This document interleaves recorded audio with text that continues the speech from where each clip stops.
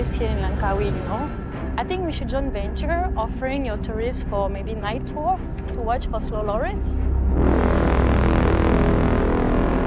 But your research is not for profit, right? Yeah, of course. I just love, you know, to bring the people and discover the forest and the nature of Langkawi and also the nocturnal mammal. The guy who sent me the code, his name is Haikal. What is his relationship with the illegal hunting? You mean Haikal from Kelantan? You know someone named Haikal?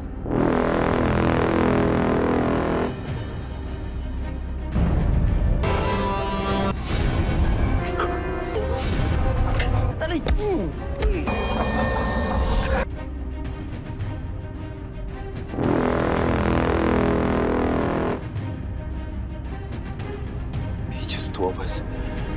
We have to wait here. They have weapons. They will kill us. The slow lorries are in pain, but they're hurting them. We have to do something. No, there's nothing we can do, please. We have to stay here and wait for the help, please. Please. Please.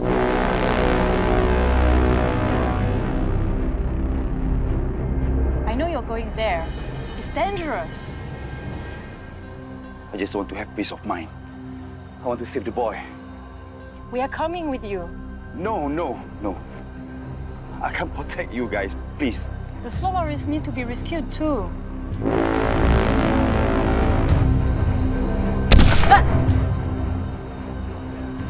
Run, please, run!